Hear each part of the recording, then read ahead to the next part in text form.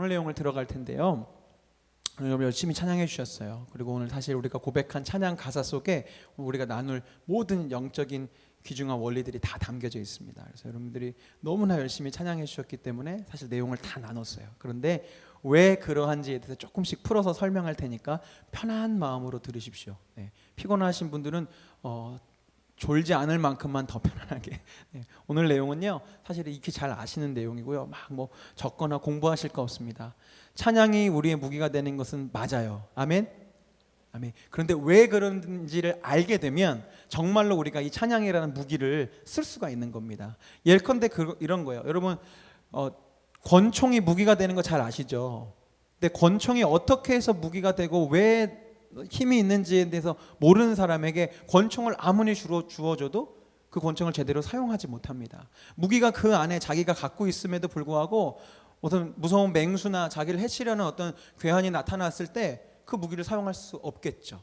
자기가 갖고 있음에도 불구하고 모르기 때문에. 마찬가지예요. 찬양이라는 거 여러분 너무나도 익숙하게 그리고 흔하게 갖고 있는 영적인 무기 중에 하나입니다. 오늘도 여러분 찬양하셨고 여러분들 예배마다 찬양하고요. 우리 지난 몇 주간 동안 계속 나누었지만 여러분 찬양은 어디서든지 할 수 있는 거예요. 그런데 그것이 여러분들에게 영적인 무기가 된다는 사실을 많은 사람이 알지 못합니다. 오늘 나오겠지만 우리는 영적인 전쟁 중에 있어요. 안타깝게도 우리 개인의 연약함도 있지만 성경에 보면 사탄에 대해서 마귀에서 그렇게 많이 기록되어 있지는 않지만 분명하게 기록되어 있는 것이 있습니다. 사단과 마귀의 존재는 실제한다는 거예요. 믿으시죠? 성경 이걸 잘 살펴보셔야 돼요. 많은 이단들이나 뭐 다른 우리를 미혹시키는 것에서는 마귀에 대해서 사탄의 그런 역할에 대해서 너무나도 막 이렇게 장황하게 설명하면서 우리에게 공포심을 주고 두려움을 줘서 굉장히 우리를 종교적으로 속박되도록 가르칩니다만 성경은요 마귀에 대해 사탄에 대해서 그렇게 막 공포스럽거나 자세하게 상세하게 설명하지 않아요. 왜 그럴까요? 별로 그것이 필요가 없기 때문에 그렇습니다. 지난주에도 말씀드렸지만 몇 주 전에도 말씀드렸지만 우리 하나님은 빛이시고요. 우리 하나님은 왕이십니다. 하나님보다 강력한 것이 없어요. 그리고 여러분들 잘 아시다시피 사단은요 피조물입니다. 사단은 어떤 놀라운 신적인 능력을 갖고 있지 못해요. 물론 사단을 포함한 천사들은 우리보다 영적인 측면에서는 어떤 놀라운 능력들을 가지고 있는지는 모르겠습니다. 그러나 적어도 우리의 아버지 되시고 우리의 신랑 되어주시고 우리의 왕이 되어주시는, 즉 나를 책임지시고 나를 지키시는 그 예수님, 그 하나님보다는 비교도 할 수 없을 만큼 그냥 약한 존재예요.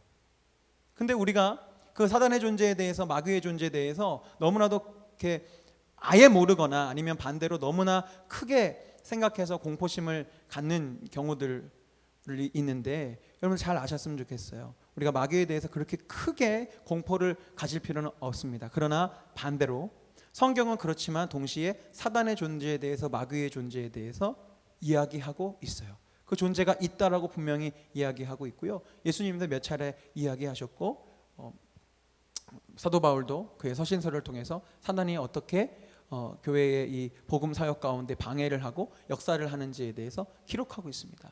중요한 것은 우리가 사단이 어떻게 일을 하고 우리를 어떻게 하고 어떻게 하면 사단을 이길 수 있고 막 이런 것에 조목조목 따지는 것이 아니라 우리에게는 영적 전쟁이 있을 수밖에 없구나를 빨리 인정하는 것이 중요합니다. 그래야 우리가 기도도 할 수 있고요. 오늘 나눌 수 있지만 그래서 우리는 찬양하며 하나님을 바라볼 수가 있어요. 우리는 자꾸 착각합니다. 인본주의적인 가르침에 착각해요. 사단의 방해 그런 게 어디 있어. 그냥 뭐 일이 잘 안 되는 거지. 그냥 뭐가 잘 안 돼서 그런 거지. 상황이 이러하니까 안 되는 거지 라고 우리가 자꾸 오히려 또 반대의 극단으로 빠져서 사단의 존재, 사단이 지금 우리를 어떻게 방해하고 있고 우리가 하나님의 일을 잘 하려고 하는 것을 현혹시키고 미혹시키고 있는지에 대해서 또 모르고 넘어가는 경우들이 있어요. 그러나 중요한 것은 다시 한번 결론을 말씀을 드립니다. 사단의 존재는 분명히 존재하고요. 그놈들은 이미 패배했고, 왜냐하면 예수님께서 이미 십자가를 지었고요. 우리 이미 예수님께서 나를 자녀 삼아 주셨어요. 여러분 복음이 무엇입니까? 복음은 내가 하나님의 자녀가 되는 것이 복음이죠. 예수 그리스도의 공로를 의지하여 하나님과 원수되었던 내가 이제 하나님의 것이 된 거예요.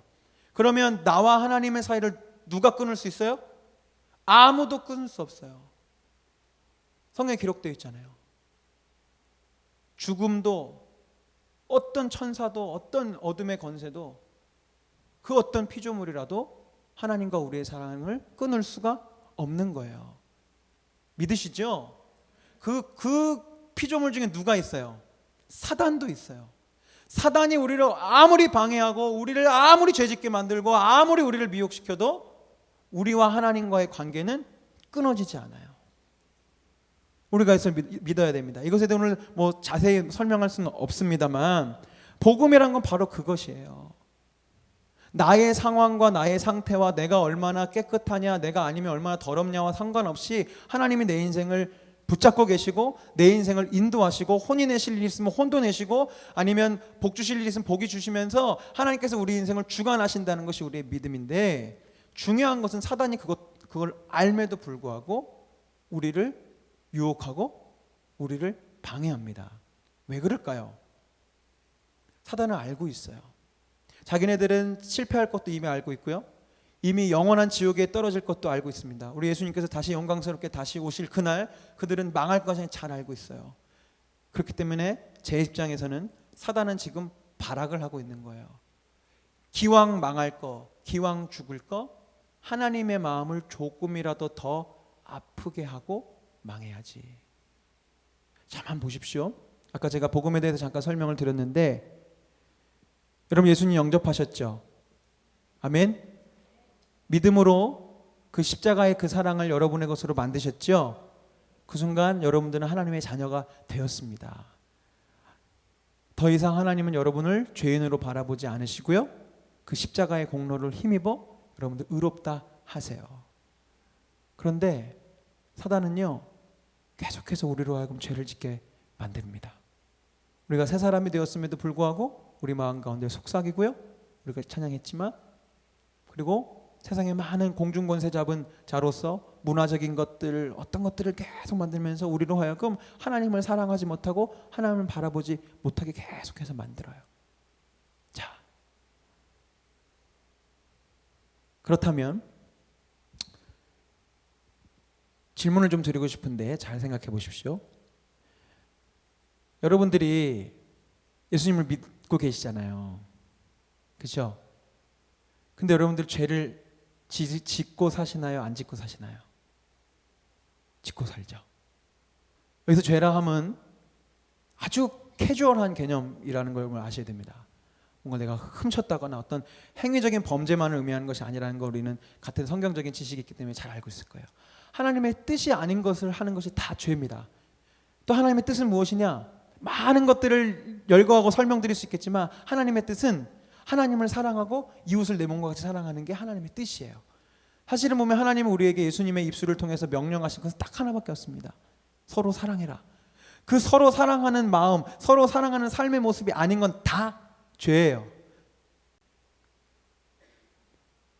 여러분들 그렇기 때문에 예수님을 믿고 새 사람이 되고 이제 내가 하나님 앞에서 의롭게 되었다고 고백하지만 여전히 오늘 하루도 많은 사람을 미워했고 많은 사람을 정죄하고 또 스스로를 미워하면서 많은 죄를 주님 앞에 범하면서 사셨습니다. 자, 그런데 많은 이단들이나 또 이런 헷갈리는 질문 중에 이런 것들이 있어요. 여러분들이 그래서 예수님 믿긴 믿었는데 그 하루 종일 누군가를 엄청나게 미워했어요. 엄청나게 욕을 퍼붓고 어쩜 너 그럴 수 있냐면서 막 입에 담지 못할 욕들을 막 하면서 막 했어요. 그런데 안타깝게도 갑자기 그렇게 욕을 하면서 뒤로 딱 돌아오는 순간 교통사고가 나서 죽었어요. 그럼 여러분들은 천국 갈까요? 지옥 갈까요?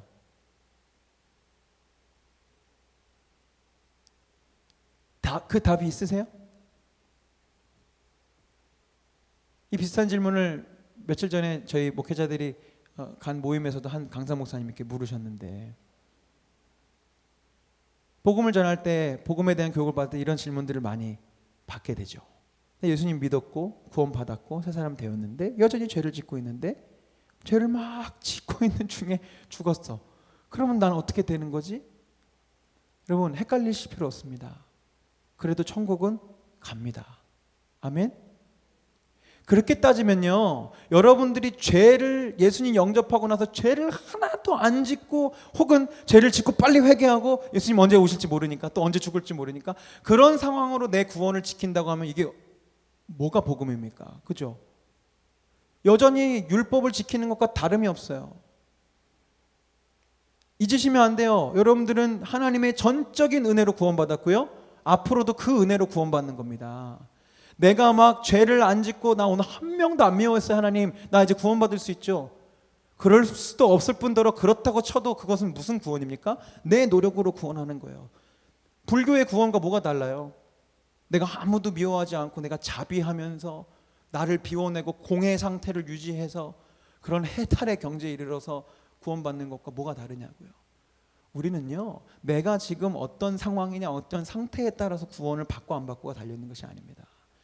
내가 진심으로 예수 그리스도를 나의 구세주로 영접하고 그 내가 내 노력과 의지와 내 행위로는 절대로 하나님의 마음을 기쁘시게 할 수 없다는 것을 깨닫고 자신의 처절함을 깨달으면서 십자가의 은혜로 예수 그리스도의 그 은혜로 용서로 내가 하나님의 기쁨이 될 수 있다는 것을 깨닫는 순간 주님을 영접하고 고백하고 찬양한 그 이후에는요, 이미 여러분 하나님의 자녀가 되셨기 때문에 하나님이 여러분들을 끊을 수가 없어요.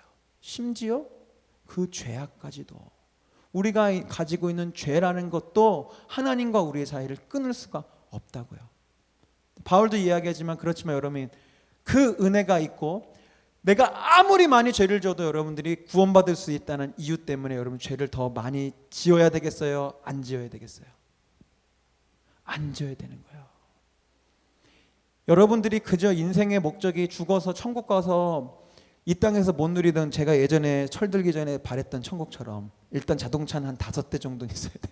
네, 자동차는 적어도 5대. 우리 형님은 몇 대 정도 가시겠어요? 네? 형님은 7대 정도 하세요. 막 집에 황금이 있고, 뭐 전 황금까지는 바라지 않지만 보통 우리가 그려내는 천국들이 다 그랬잖아요. 이 땅에서의 갖지 못했던 소유물들이 막 천국 가면 다 있는 그런 것들을 상상하는데, 만약에 그런 천국을 가는 것이 목적이라면, 여러분이 진짜 목적이 그것이라면 예수님 믿고 죄 져도 됩니다.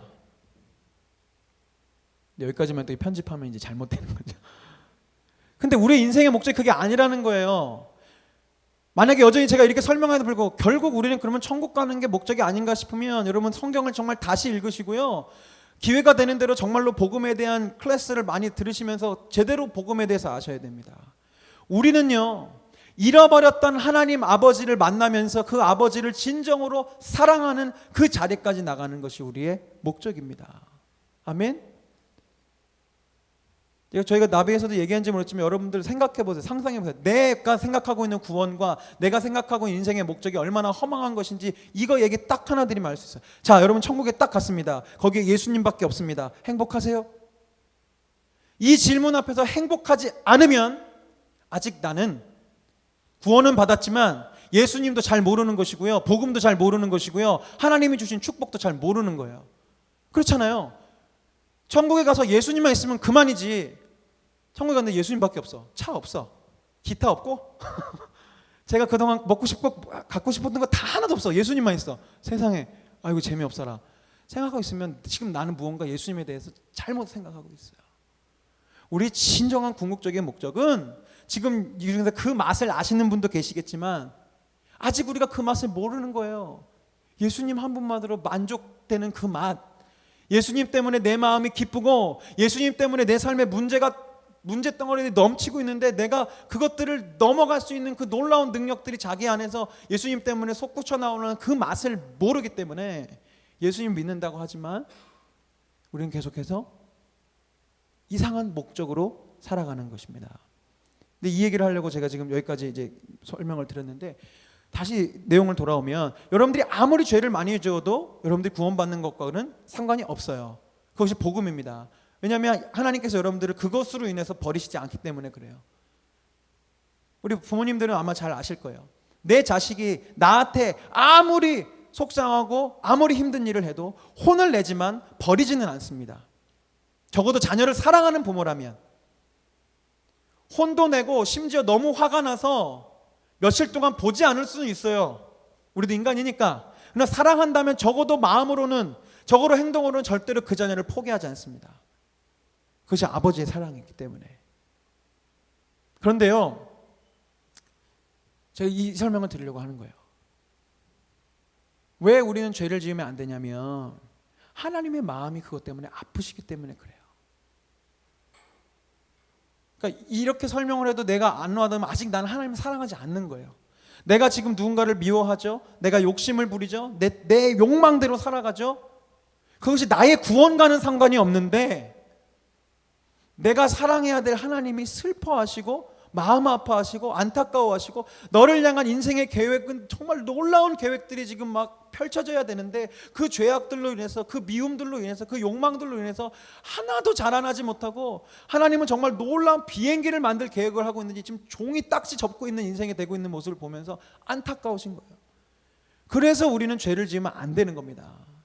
율법적인 이유가 아니에요. 하나님 아버지가 그것을 슬퍼하시기 때문이고 내가 죄를 지으면 지을수록 하나님이 나한테 디자인해 놓으신 그 계획과는 엉뚱한 방향으로 내 인생이 가기 때문에 우리는 죄를 멀리하고 미워하고 정말로 우리가 할 수 있는 한 애써 노력하면서 하나님의 뜻대로 살기 위해 달려나가야 되는 거예요.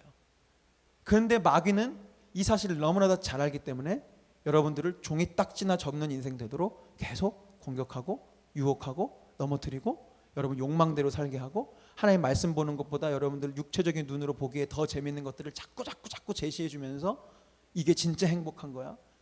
천국 가면 자동차도 있어야 되고 비디오 게임도 있어야 되고 먹는 것도 있어야 되고 이거 다 있어야 되는 거야. 이게 천국이야.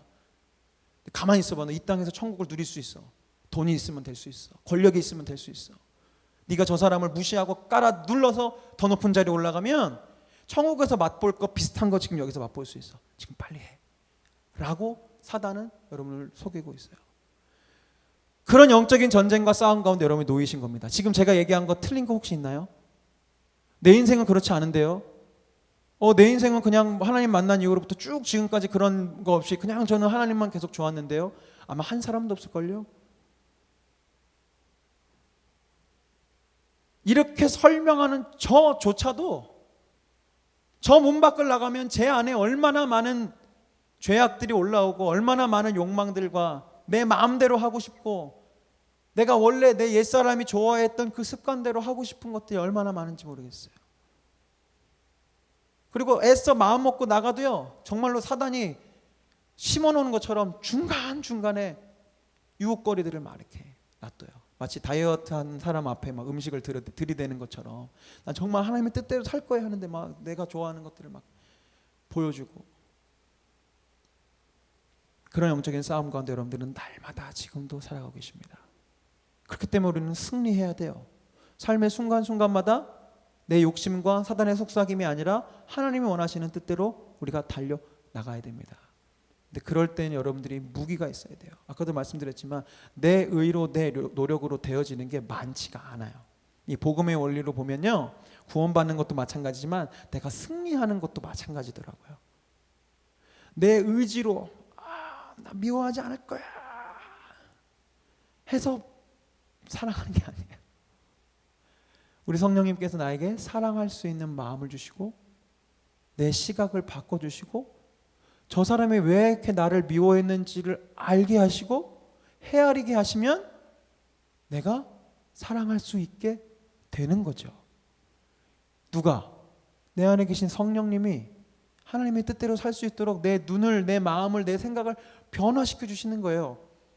그게 은혜고 그게 복음이지 않습니까? 근데 그 과정들 역시 내 힘으로 되어지는 게 많지 않다는 겁니다. 그래서 여러분들이 이 영적인 싸움을 싸워가는 데 있어서의 무기는요 기도와 찬양이에요. 아멘. 기도할 때 성령님이 내 안에 일하시고요. 기도할 때 내가 고민하잖아요. 주님 안에서. 그냥 망상이 아니라 내가 인간적인 계획을 세우는 게 아니라 기도라는 건 뭐예요? 주님의 말씀과 주님의 마음 안에서 내가 주님과 대화하고 주님 무엇을 원하시고 주님 나한테 무엇을 말씀하시고 잠잠하게 주님의 감정을 내 감정이 아니라 지금 이 상황에서 주님의 생각은 무엇일까? 주님의 감정은 무엇일까? 그것을 헤아리고 고민하는 시간이 기도지 않습니까?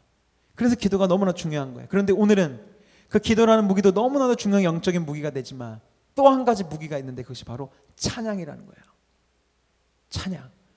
왜 찬양의 무기가 되는지 원리에 대해서 간략하게 이제 마무리 부분에 정리해 드리겠습니다. 그 전에 이 얘기가 그저 저의 개인적인 제가 찬양을 워낙 좋아하니까 이렇게 거짓말로 하는 이야기가 아니라는 것을 성경적인 근거들을 몇 가지를 들어드리겠습니다. 첫 번째는 무엇이냐면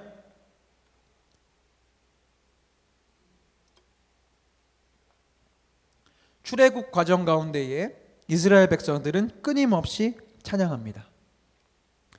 홍해를 건너고 나서요 놀라운 승리를 맛본 이후에 그 모세의 누이였던 미리암이 찬양을 작곡하죠. 내가 여호와를 찬송하리니 그는 높고 영화로우시며 말과 그 탄자를 바다에 던지셨음이로다.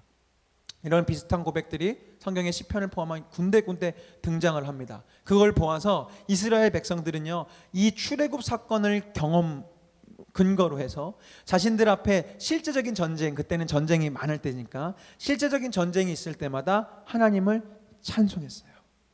하나님을 찬양하고 그 찬양함으로 전쟁 가운데 나아갔죠.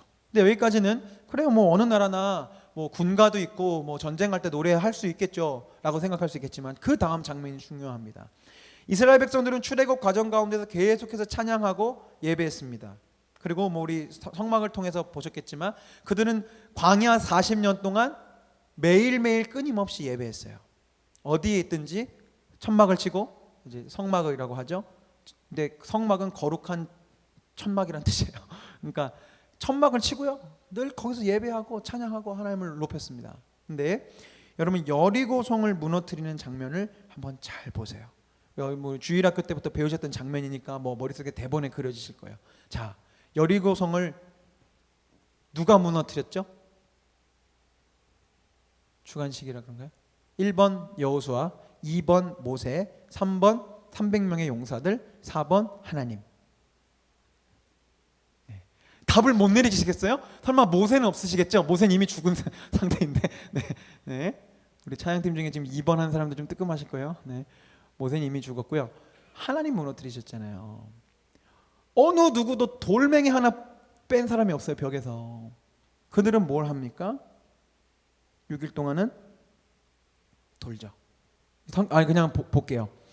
7째 날 새벽에 그들이 일찍이 일어나서 전과 같은 방식으로 그 성을 7번 도니 그 성을 7번 돌기는 그날뿐이었더라. 무슨 말입니까? 7째 날 새벽이니까 첫째 날, 둘째 날, 셋째 날, 넷째 날, 여섯째 날까지는 한 바퀴씩 도는 거야. 이스라엘 백성들이 아무 말도 하지 않고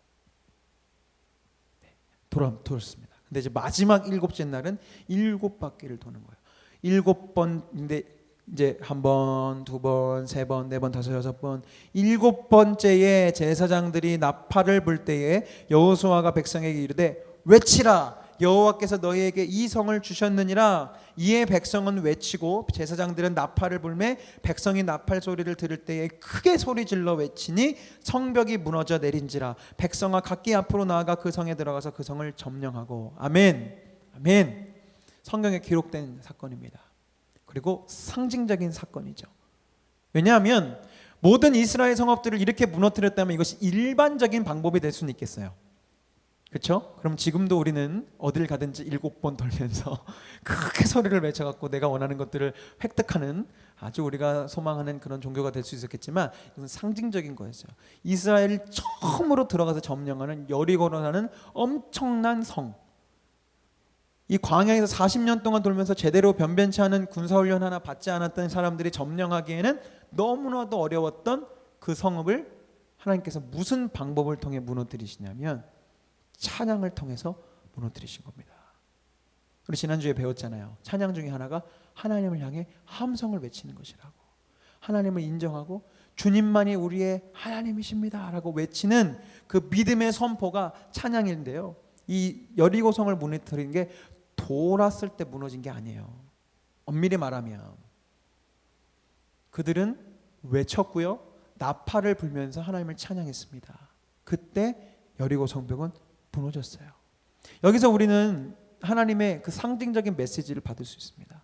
우리가 어떤 영적인 싸움 가운데로 들어갈 때요 무언가 내가 영적으로 점령하면서 그 땅 가운데 어떤 그 상황 가운데 나아가야 될 때 우리가 가장 해야 될 것은 무엇이냐면 기도와 찬송입니다. 제가 묵상하건대 6번 동안 잠잠히 돈 것은 기도 같아요. 기도하면서 돌았겠죠. 잠잠히. 두렵기도 했을 거예요. 얼마나 두려웠을까요?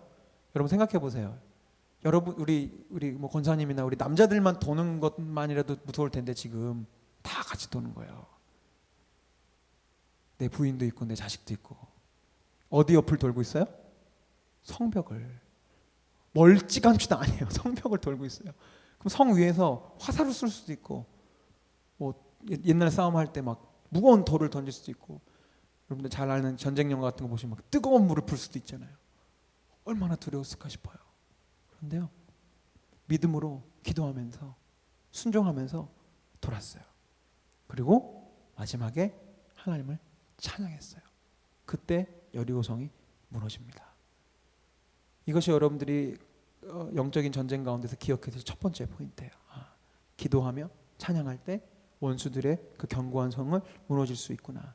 그 다음 성경의 근거는 더 드라마틱합니다.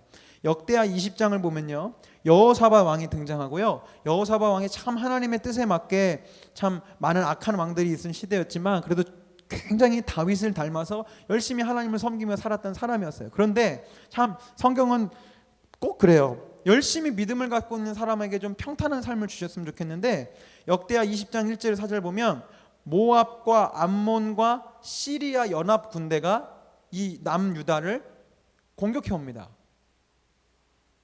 한 나라만 와도, 지금은 북이스라엘 같은 형제이긴 하지만 북이스라엘과 싸움하는 것만으로 해도 이 남유다 입장에서는 버거운데요, 지금 모압과 암몬과 아람의 3개국 연합군이 몰려와요. 이 남유다를 점령하기 위해서, 차지하기 위해서. 그러니까 도저히 이길 수 없는 상황인 거죠. 그러니까 여러분들, 이 여담이지만 우리가 만나는 영적인 싸움들이 이럴 경우들이 많이 있어요. 내 힘으로 어느 정도 이렇게 해결할 수, 뭐 예전에도 말씀드렸지만 우리 별로 기도하지 않고 찬양하지 않습니다. 내가 이 정도쯤은 뭐 내 힘으로 할 수 있고 내 지식으로 할 수 있고 뭐 내가 직장 생활을 하면서 뭐 이 정도야 뭐 할 수 있어. 뭐 예컨대 여러분 감기 걸리셨을 때 막 영적인 싸움을 막 느끼시고 그러세요? 그러신 분들 있으시겠지만 대개 경우는 감기 정도는 그냥 뭐 약 먹고 병원 가서 나면 되지 이렇게 생각하잖아요. 근데 여러분들이 보통 만나게 되는 영적인 싸움이라 하는 것들이 다 대부분 이래요. 내 힘과 내 방법과 내 이 계산으로는 도저히 해결할 수 없는 문제들이 여러분의 삶 가운데 주어지고 만나게 되는 거예요. 자, 그때 여러분들은 어떻게 반응하시느냐? 성경을 통해서 배우자는 겁니다. 이 상황에서 여호사밧 왕이 하나님께 이렇게 기도합니다. 우리 말씀을 한번 띄워주시겠어요? 여기가 아니고요, 12절이요 20장 12절이 혹시 없습니까? 네, 제가 읽어드리겠습니다. 우리 하나님이여, 그들을 징벌하지 아니하시나이까? 우리를 치러 오는 이 큰 무리를 우리가 대적할 능력이 없고 어떻게 할 줄도 알지 못하옵고 오직 주만 바라보나이다. 너무나 애절하지 않아요, 이 기도가? 이 큰 무리를 우리가 대적할 능력이 없습니다. 하나님, 어떻게 할 줄도 알지 못하겠습니다. 잠깐 묵상해봐요. 여러분, 삶을 살다가 보면요, 문제가 뭔지는 아는데 그걸 해결할 능력이 없는 스스로를 발견해요. 딱 돈 1,000만 원만 있으면 이거 해결될 것 같은데, 저 사람만 이거 오케이 해주면 될 것 같은데. 근데 그것을 만들어낼 힘과 능력과 재간이 나한테 없다는 것을 발견해요. 여호사밧 왕이 그랬어요. 수십만 대군이 몰려오는데 그것을 해결할 능력이 없어요. 게다가 고백하죠. 어떻게 할 줄도 알지 못하고 방법을 모르겠네요. 방법을 어디서 방법을 찾지? 예컨대 돈 1,000만 원 있으면 딱 좋겠는데 나한테 능력이 없어. 근데 방법이 있는 경우가 있어요. 대출을 받거나 친한 친구한테 돈을 꾸거나 아니면 갖고 있는 뭐 자동차를 팔거나. 나한테 능력은 없지만 방법이 있는 경우가 있어요. 그런데 또 우리를 낙심시킨 게 뭐냐면 능력도 없는데 방법도 없어. 돈을 꿀 데도 없고 팔 자동차도 없고 돈을 빌려줄 친한 친구도 없고 처참하게 방법도 모른 채 무너져야 되는 그 상황 중에 많은 사람들은 이런 상황쯤 되면 자포자기하죠. 막 살든지 자기 목숨을 끊든지 뭔가 극단적인 방법들을 취합니다. 왜요? 능력도 없는데 방법도 없거든요. 내가 해결할 수 있는 방법이 없잖아요. 근데 여호사밧 왕, 우리 믿음의 선배님은 보여주셨어요. 그런데 주님, 오직 주만 바라보나이다. 왕이 이렇게 선언을 딱 하니까요, 여기 남자분들 몇 분 계시는데 그 믿음의 가장들이 되게 중요해요. 우리 가장들이 믿음으로 깃발을 딱 꽂은 거예요. 이 여호사밧 왕이 갖고 있는 거 아무것도 없는데, 방법도 없는데 왕이 고백한 거예요. 주님만 바라보겠습니다. 그러니까 하나님이 성령을 그 여호사밧 그 지경 가운데 있는 예배 인도자가 되는 아하시엘이라는 사람에게 임하셨습니다. 15절에 이렇게 되어 있어요. 성령에 충만해져서 이 사람이 얘기합니다. 여호와께서 이같이 너희에게 말씀하시기를 너희는 이 큰 무리로 말미암아 두려워하거나 놀라지 말라. 이 전쟁은 너희에게 속한 것이 아니요, 누구에게 속한 거예요? 하나님께 속한 것이니라. 아멘. 그 유명한 찬양의 그 가사가 여기서 나온 거예요. 여호사밧은 방법도 없었고 능력도 없었는데 뭐만 있었어요? 주님만 있었어요. 주님만 바라보겠습니다. 주님께 기도하겠습니다. 그때 하나님께서 기도하고 주님만 바라보는 그 유다의 군대에게 하나님의 성령을 불어넣어 주시고 그 중에 예배 인도자에게 말씀을 주셔서 모든 왕을 포함한 군대로 하여금 보게 하신 거, 알게 하신 거예요. 이 전쟁은 너희들의 전쟁이 아니고 하나님의 전쟁이다. 여호사밧이 굉장히 똑똑하고 믿음이 신실했던 왕입니다. 이 얘기를 듣고요, 허투루 듣지 않았어요. 진리로 받아들였어요. 여러분, 믿음이란 게 이렇습니다. 믿음은요, 지금 증거가 없어요. 자, 여러분, 누가 나는 3,000명 정도 군대인데 저기에 지금 수십만, 숫자를 셀 수 없는 군대가 왔는데 저라고 치십시다. 어서 목사가 와가지고 원희자매님, 이 전쟁은 하나님께 속해 있습니다. 아멘 겉으로 할 수 있지만 그게 진짜로 믿음으로 다가올까요? 힘들죠. 왜냐하면 지금 막 그 얘기를 함과 동시에 막 수십만 대군이 갑자기 막 다 집에 가고 막 이랬으면 그랬구나 하는데 안 가고 있어요. 지금 여전히 상황은 바뀐 게 하나도 없는데 말씀만 임한 거예요. 믿음이 그런 것 같아요. 상황은 아직 안 바뀌었는데 말씀이 나한테 임해요. 큐티를 통해서든 설교를 통해서든 내가 기도를 통해서든 하나님의 말씀이 딱 임해요. 그러면 결정은 하나입니다. 그것이 정말로 내가 믿기 때문에 그에 맞춰서 내 행동을 무언가를 바꿔가든지, 아니면 못 믿고 가만히 있거나 어물쩡물하고 있든지. 여호사밧은요, 그 말씀을 믿음으로 받아들였어요. 그러니까 행동에 옮겨요. 어떻게 옮기냐면, 말씀을 계속 읽어드릴게요. 너희는 너희 하나님 여호와를 신뢰하라. 그리하면 견고히 서리라. 그의 선지자들을 신뢰하라. 그리하면 형통하리라 하고, 백성과 더불어 의논을 하고서 이 회의를 마치고 나서 결정이 이렇습니다. 노래하는 자들을 택하여 거룩한 예복을 입히고 군대 앞에서 행진하며 여호와를 찬송하여 이르기를 여호와께 감사하세 그의 인자하심이 영원하도다 하게 하였더니. 이게 군사학적으로는 말이 안 되죠.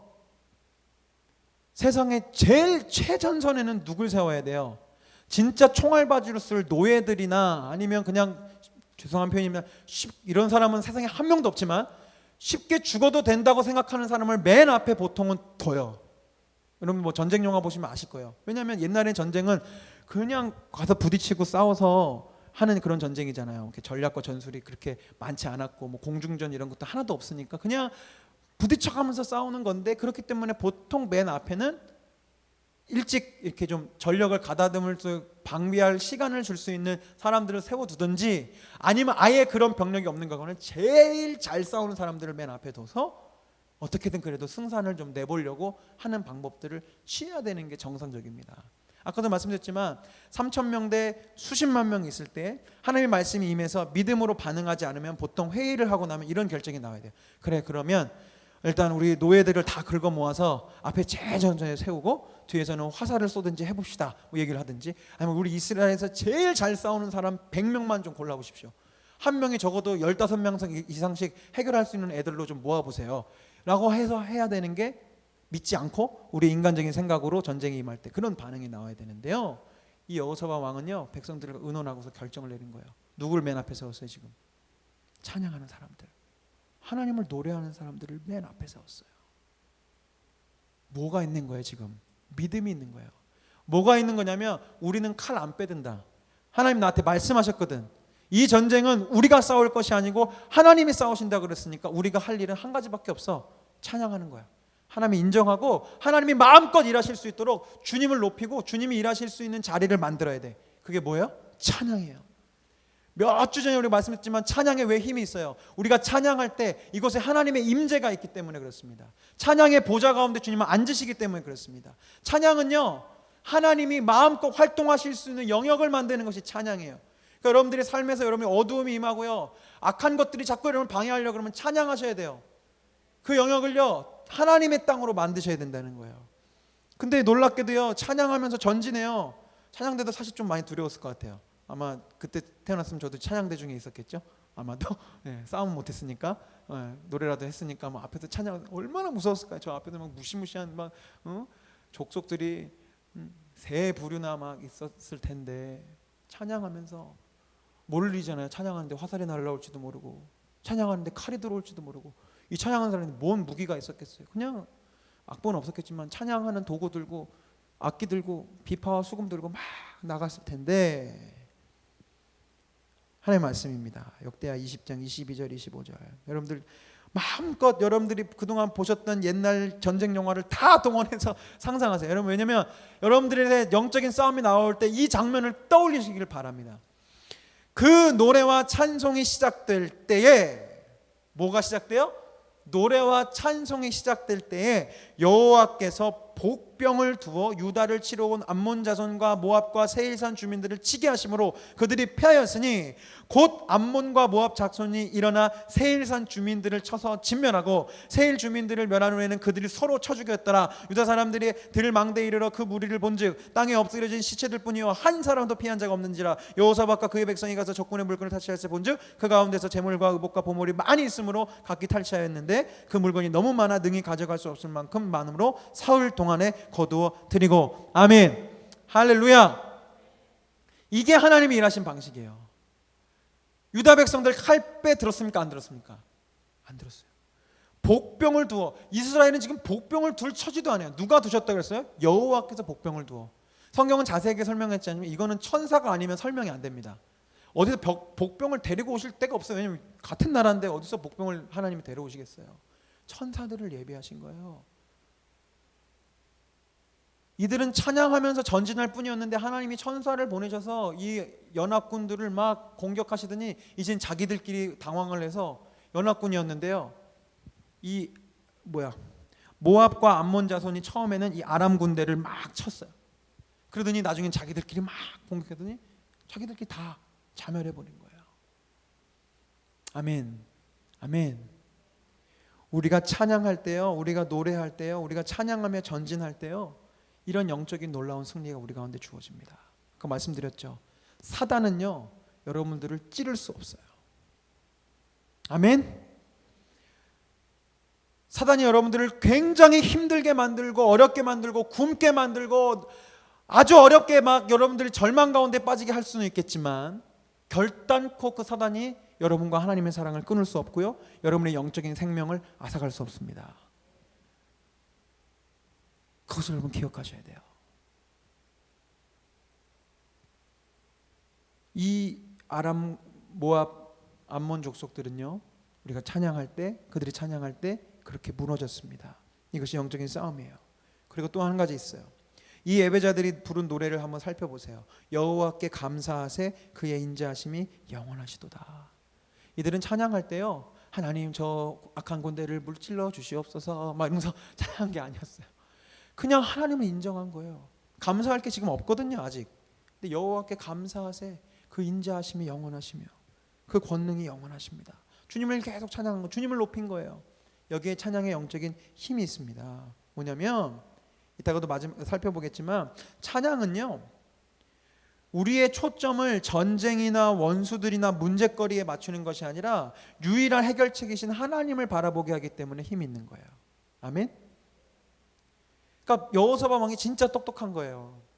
하나님의 말씀을 주셨어요. 이 전쟁은 나의 것이고 하나님인 나 여호와가 이 전쟁을 할 거야 라고 얘기를 해요. 물론 여호사밧은 왕이고 믿음이 좋아서 그것이 믿어질 수 있겠지만 다른 많은 백성들은 우리 믿음이 다 같지 않잖아요. 이 중에 제가 지금 이 이야기를 해도 다 받아들이는 정도가 다 다르실 텐데 이 유다 백성들도 마찬가지였을 거예요. 왕이나 아하시엘 같은 경우에는 정말 100% 믿고 있었지만 심지어 그 밑에 있는 장군들은 한 30% 믿고 20% 믿고 그랬을 거예요. 근데 이런 상황 가운데 뭐가 필요한 거예요? 찬양을 해야 되는 거예요. 왜냐? 찬양하지 않으면 자꾸 밖에 보여요. 저렇게 많은데 무기가 우리랑 급이 틀리네. 막 두렵고 떨리는데 찬양을 하니까 뒤에 있는 군대들도 자꾸 쟤들이 보이다가 앞에 있는 찬양대의 찬양 소리가 들리는 거야. 여호와는 선하시고 그 인자하심이 영원하시도다. 찬양이 막 하나님 그래 우리 하나님 있지. 그래 우리한테는 하나님이 있지. 그래 맞아 하나님이 싸우신다 그랬지. 자꾸 까먹네. 하나님이 하실 거야. 하나님이 하실 거야. 그것을 찬양을 통해서 자꾸 리마인드하는 거예요. 그렇기 때문에 여러분 영적인 전쟁 가운데 승리할 수 있습니다. 또 하나의 성경적인 근거가 있는데 신약에 와서도 찬양에 힘이 있습니다. 빨리 설명을 드릴게요. 바울과 실라가요 복음을 전하다가 매를 맞고요 발에 착고를 채우고 옥중에 감금되었습니다. 그 가운데서 그들이 뭘 하는지 잘 아시죠? 찬양합니다. 근데 생각해 보세요. 이게 찬양할 상황입니까? 두 사람은 심하게 매를 맞았습니다. 춥디 추운 감옥 바닥에 있습니다. 혹시 여러분들 서대문 형무소에 혹시 이렇게 뭐 견학이나 이런 데 한번 가보셨는지 모르겠어요. 저는 신학교에 있을 때 가까운 곳에서 이렇게 가봤는데요. 한 3월쯤이었는데 진짜 추워요. 밖은 그렇게 춥지 않았는데 그 감옥 안에 들어갔는데 너무너무 추워요. 그래서 그렇게 설명해 주시는 분이 그렇게 설명해 주시고 예전에 죄수들은 너무너무 추워서 꼭 끌어안고 잤다고. 근데 일본 그 뭐라고 해야 되죠? 이제 아무튼 갑자기 단어가 생각나는데 아무튼 그 안에 있는 그 사람들이 그 꼴을 보고 싶지 않아서 같이 못 붙어 있겠대요. 막 때리면서.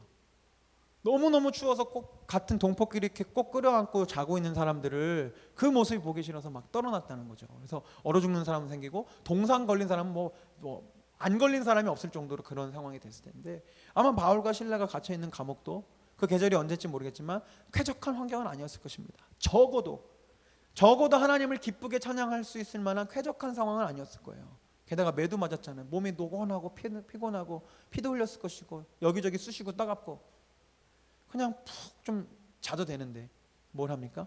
찬양해요.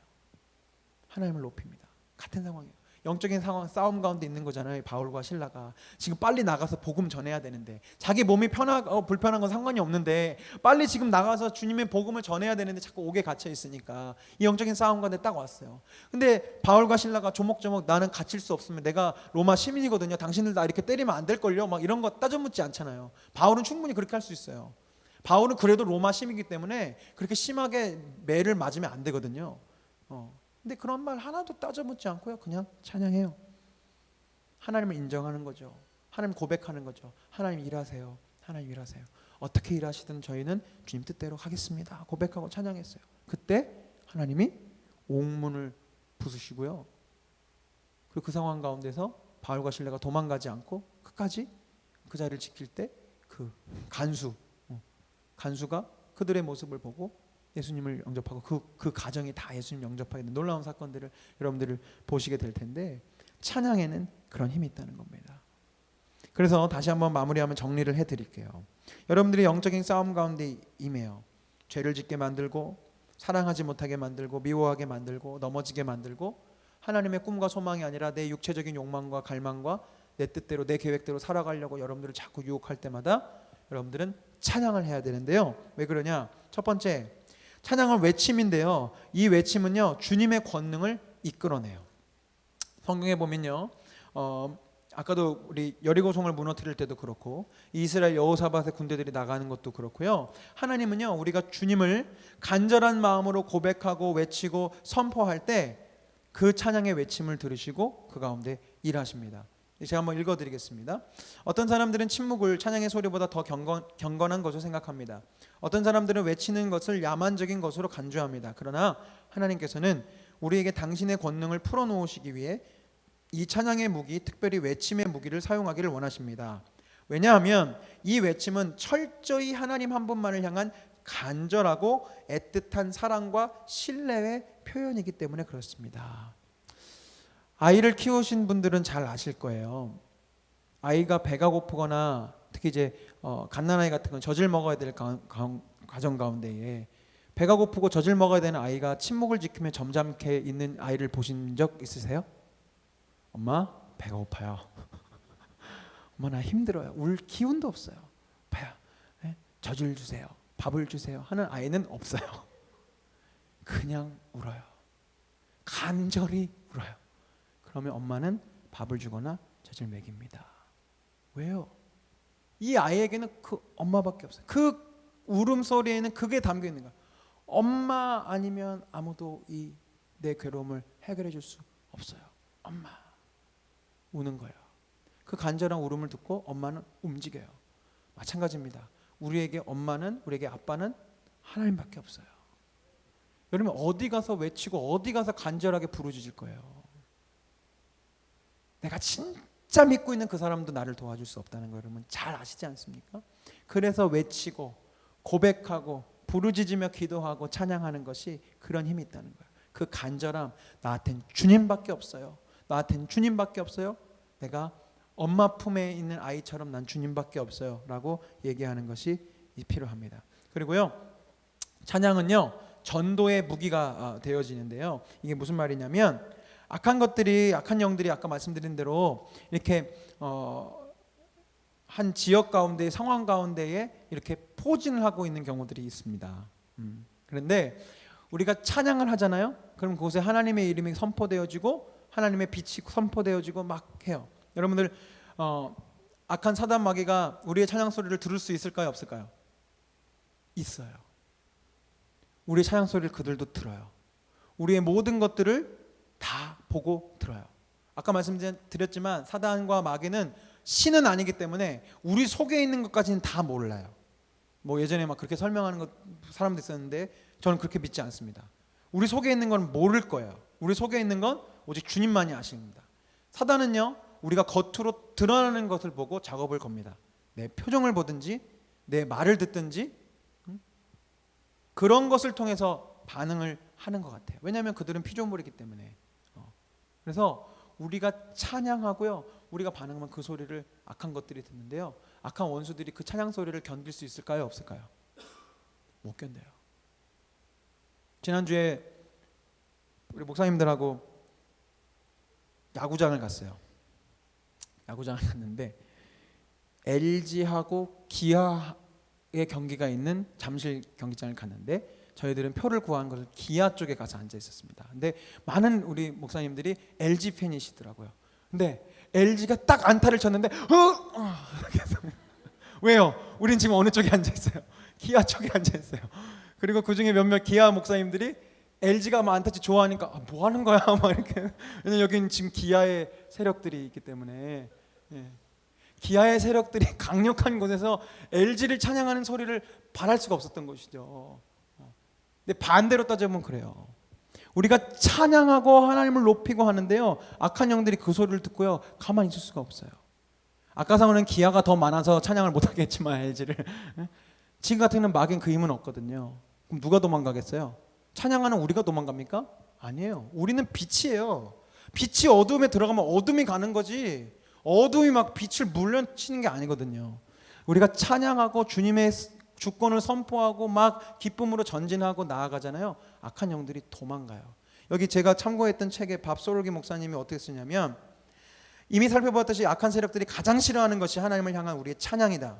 쉽게 말하자면 사탄의 세력은 좀처럼 찬양 소리를 참지 못한다. 아마도 그들에게도 두통이라는 것이 있다면 있는지 없는지 모르겠지만 사탄과 그 마귀들은 우리의 찬양 소리 때문에 극심한 편두통과 헛구역질을 느낄지 모르겠다. 저는 적극적으로 동의합니다. 그들에게 두통이 있다면 우리 찬양 소리를 들으면 막 귀를 막고 막 도망갈 거예요. 자기가 제일 싫어하는 하나님을 지금 우리가 높이고 있잖아요. 그리고 하나님을 찬양하면 안 되는 존재들이 하나님 막 찬양하고 있으니까 얼마나 배가 아프고 괴롭고 그렇겠어요? 그래서 도망갑니다. 여러분들 뭐 단기 선교나 많은 영적인 그런 훈련들을 받으시면서 다 배우셨겠지만 어떤 선교지에 나가거나 아니면 어떤 단기 선교에 이렇게 나갈 때 찬양하고 기도할 때 그곳의 영적인 분위기들이 바뀌고 복음을 가로막혔던 분들이 열려진다는 것을 많은 스토리를 통해 들으셨을 거예요. 그것은 우연이 아닙니다. 악한 영들이 꽉 이렇게 잡고 있고 복음이 선포되지 못하도록 이렇게 쥐어잡고 있는 공간에 찬양하는 사람들이 들어가서 하나님의 이름을 막 선포하면 얘네들이 두통을 느끼고 막 힘들고 괴로워서 떠나가는 거예요. 물론 뭐 더 센 막 다른 귀신들을 데리고 와서 공격할 수 있겠지만 또 우리는 찬양하면서 이기면서 그렇게 선교의 지경은 넓혀졌던 것이죠. 마지막 세 번째, 아까도 말씀드렸는데요. 찬양은요, 하나님이라는 가능성의 뚜껑을 여는 행동이에요. 하나님은 분명히 우리의 기도와 중보기도에 응답하시고 또 그 기도를 기뻐하십니다. 그러나 어느 순간 하나님께서는 우리의 마음에 이렇게 말씀하실 때가 있습니다. 기도를 멈춰라. 애쓰는 것을 멈춰라. 중보기도도 멈춰라. 이제 승리를 위해 나를 찬양하기 시작하라. 아멘. 기도나 중보기도가 필요 없다는 얘기가 아닙니다. 어느 순간이 되면 아까 여리고성 산것처럼 기도가 충분하다고 생각됐을 때 하나님 우리에게 원하신다는 거예요. 이제 기도는 그만하고 이미 너희에게 승리를 줄 나 여호와를 인정하고 찬양하고 선포하고 고백하라는 거죠. 그래서 우리가 찬양하면요, 하나님이 일하실 수 있는 자리를 만들어 내는 거예요. 그것은 여러 아까 예를 통해서 말씀을 드렸습니다. 우리 예배팀 나와주시고요, 마무리하겠습니다. 예레미야 12장 5절에 보면요, 내가 평안할 때에는 땅에서는 무사하려니와 요단의 창이란 중에서는 어찌하겠느냐라는 구절이 있습니다. 이것은 무슨 말씀이냐면, 만일 여러분이 평안할 때에 지쳐 있다면 어려운 때는 어떻게 하겠냐고 묻는 것이고요. 이 찬양을 예배와 찬양에 적용하자면 이거예요. 모든 것이 순조로운데도 여러분이 하나님을 찬양하는 것이 힘들고 재미없고 그냥 뭐 별 큰 의미 없다면 어려운 때가 닥치면 여러분 어떻게 찬양의 전투를 치르시겠냐는 질문이죠. 한번 생각해 보세요. 이 중엔 지금 정말로 극심한 전시 상황에 있는 분도 계실 거예요. 재정적인 전쟁, 관계의 전쟁, 나의 마음의 문제들과 여러 가지 상황들 때문에 전쟁 같은 하루를 보내시는 분도 물론 있을 것입니다. 근데 또 어떤 분들은 지금은 과거에 내가 그렇게 전쟁처럼 치렀던 그 시간들보다는 조금 평안하고 그래도 내 마음이 그래도 어느 정도 괜찮은 상태 중에 계신 분들도 계실 거예요. 그리고 가만 보면 우리의 인생의 대부분 뭐 사람마다 다 다르겠지만 그래도 이렇게 평탄할 때가 조금은 더 많이 있는 것 같아요. 그런데 여러분들에게 질문하고 싶고 저에게도 얘기하고 싶은 거예요. 여러분 그렇게 나름 평안하고 그래도 예배하고 찬양할 수 있는 상황과 환경이 있을 때에 그때조차도 찬양하지 않는다면 과연 여러분들이 전쟁과 같은 상황 가운데 지금 제가 여러분께 설명드린 이 찬양이라는 무기를, 예배라는 무기를 과연 여러분 사용하실 수 있으실까요?